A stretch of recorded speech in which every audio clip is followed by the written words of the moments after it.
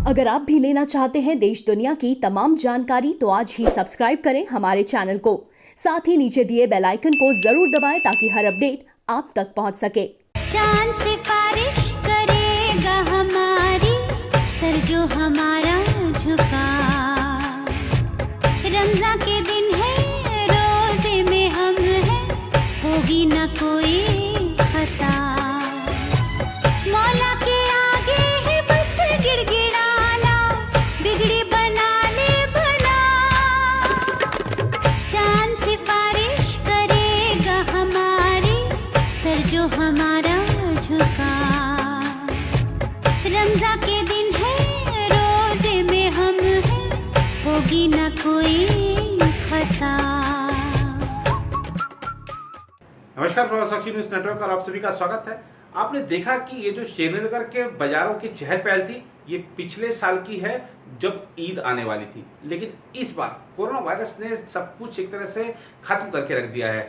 दरअसल जो हमारे त्योहारों की रौनक होती है, आप देखिए कि पिछले कुछ समय से हम देख रहे हैं, जब से फरवरी से इसका जो कह सकते हैं कि भारत में प्रकोप शुरू हुआ है कोरोना वायरस का, तब से देख सकते हैं जितने भी त्योहार आए, किसी भी धर्म के हों, सब कुछ सुना रहा। घर में रहकर लोगों ने इबादत की, पूजा की, प्रार्थना की, घर पे ही रहकर सबने वो त्यौहार मनाया। इस बार ईद का त्यौहार भी, ईद मुस्लिमों के लिए बहुत बड़ा पर्व है, सबसे बड़ा पर्व है और इसके लिए साल भर का इंतजार रहता है। लेकिन आप देखिए कि कोरोना वायरस ने जिस तरीके से अपना संक्रमण का फैलाव शुरू किया है, हमारे जम्मू कश्मीर में भी 1300 से ज़्यादा मामले हैं। जो सरकार है उसने सबको कह रखा है कि आप बच के रहिए, सतर्क रहिए और तभी सुरक्षित रह पाएंगे। लॉकडाउन 4 में हालांकि बहुत सारी ढील भी दिखेंगी, लेकिन लोगों को ये बात समझ में आ रही है कि पर्व तो हम अगली बार भी मना लेंगे, जान है तो जहान है।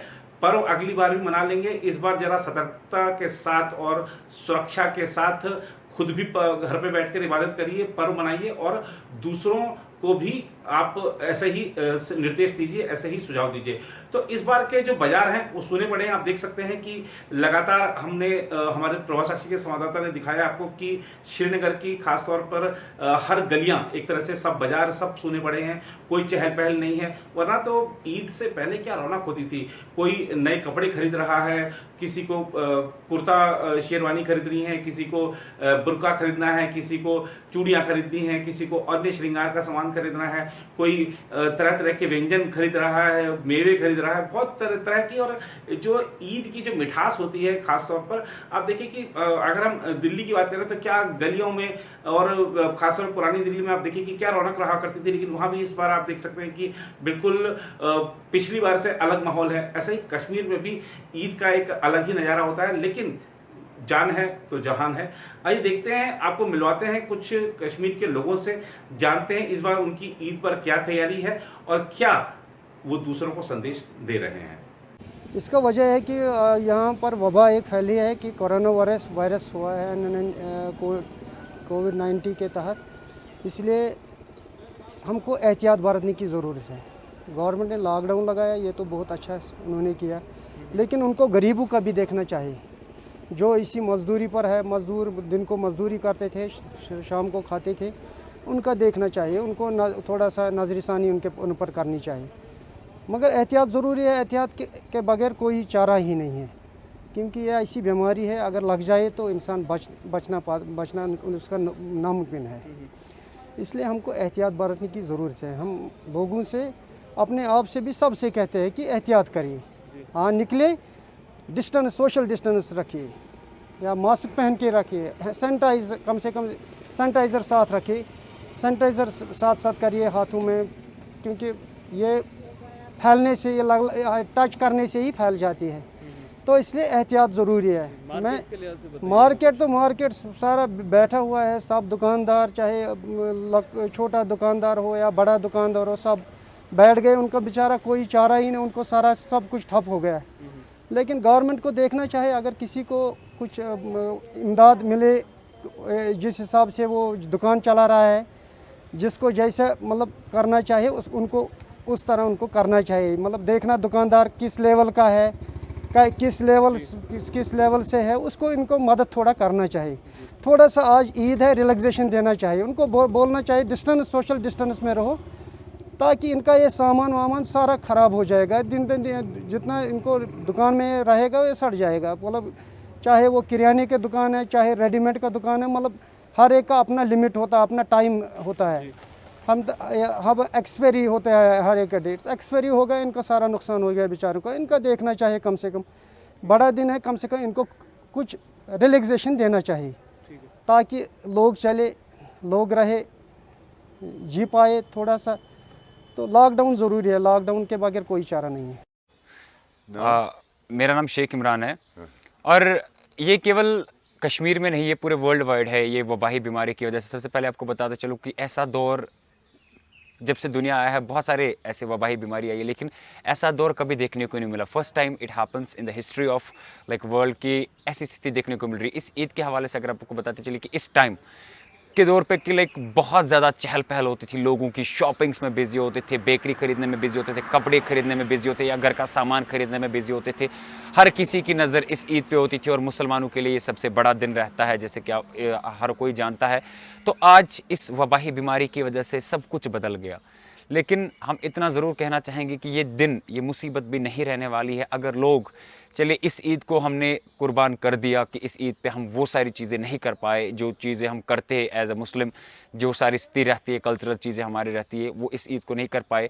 उम्मीद है कि अगर लोग इस कोविड-19 वबा बीमारी में जो है पूरा साथ या ताउन एडमिनिस्ट्रेशन के साथ करे तो इंशाअल्लाह अज़ीज़ जो हमारी अगली ईद, ईद उल अज़हा आने वाली है, उस पर बिल्कुल वही स्थिति फिर से देखने को मिलेगी, वही चहल पहल फिर से देखने को मिलेगी जैसे आम दिन, जैसे ईदों पे देखने को मिलती थी। तो हमारी तरफ से भी यही गुजारिश रहेगी लोगों के लिए कि मेहरबानी करके वो इस ईद पे कम से कम थोड़ा सा एहतियात बरतें ताकि इस वबाही बीमारी से हम बाहर निकलें। क्या कहना आपका? नहीं, यहाँ कोरोना की वजह से तो यहाँ पर पूरा मार्केट ही बंद है। आप खुद भी देख लो, पुलिस वालों ने भी बंद किया है। थोड़ा बहुत भी अगर शॉप खोलते कुछ खाने पीने का, वो भी कुछ भी नहीं है। यहाँ पर टोटल बंद ही है, पूरा मार्केट है। घर से कोई बाहर निकलने का नाम ही नहीं लेता है। देखिए, सबसे पहली बात यह है कि जिस तरीके से वर्ल्ड वाइड की बात की जाती है तो वर्ल्ड वाइड में इस वक्त कोरोना वायरस है, जो कि एक बड़ी बीमारी है जिससे अभी तक यानी कि पूरे अगर पूरे वर्ल्ड वाइड की बात करते हैं तो 3 मिलियन से ज़्यादा जो लोग हैं इसमें मुब्तला हो चुके हैं। लेकिन अगर वादी कश्मीर की बात करते हैं तो जिस रूट पर आप इस वक्त खड़े हो, इस रूट पर हमेशा चहल पहल रहती थी जब ईद उल फितर आती थी या ईद का कोई बड़ा त्यौहार या ईद उल अज़हा आती थी। लेकिन आज हमने ऐसा कुछ देखने को मिला। मुझे लगता है कि मैं एक 24 साल हूँ, 24 साल में मैंने आज पहली बार ऐसे देखने को मिला, क्योंकि कल भी शब कदर थी और इस शब कदर में मैंने देखा कि घरों में ही जो है शब करना पड़ा, मस्जिदों का रुख ना करना पड़ा। लोग भी जो है खामोश थे, ना उनके चेहरे पर खामोशी थी, मायूसी थी कि आखिर हम ऐसा दिन देखने को क्यों मिला। क्योंकि जिस तरीके से कोविड-19 की अगर बात करते हैं तो कोविड-19 ने सबको घर में बैठा दिया, लेकिन एहतियात भी करना ज़रूरी है। जिस तरीके से एक तरफ से अगर फेस्टिवल की बात करते हैं, आज ये एक फेस्टिवल नहीं है, इसके बाद एक और फेस्टिवल आने वाला है, यानी कि हिंदू की अगर बात करते हैं गणेश का एक बड़ा फेस्टिवल आने वाला, उसकी भी ज़ोरों शोर से तैयारी होती थी। लेकिन ये जो अहम फेस्टिवल थे, इन फेस्टिवलों पर अगर देखा जाएगा तो आज ऐसा देखने को हमें नहीं मिला। इतिहास में पहली बार ऐसा देखने को मिल रहा है कि अब लोगों को घर में ही नमाज़ पढ़ रही है, और जो कि मौलाना साहबों ने पहले ही लोगों से गुजारिश की है कि आप घरों में ही नमाज़ पढ़ें और जो बाकी ज़कात वक़ात है वो आप दे सकते हो, और नमाज जो है वो अपने घरों में पढ़ सकते हो, और इस कोरोना वायरस की बीमारी की यही एक इलाज है। देखिए, सबसे पहली बात, ये जो वबा हम पे अल्लाह ताला की तरफ से आ चुकी है, तो ये तो इसको कोई टाल नहीं सकता। अब इसमें क्या है कि जो भी हमारे यहाँ पे एडमिनिस्ट्रेशन ने जो भी एडवाइजरीज़ जारी की है, या खुद भी एक शहर का बाशिंदा होने के नाते हमें ये करना चाहिए कि हमारे जो छोटे छोटे बच्चे हैं घरों में, या इस टाइम उस मॉल में नहीं जाना चाहिए, भीड़ भाड़ वाले इलाके में नहीं जाना चाहिए, क्योंकि वहाँ पे कोविड का ख़तरा है।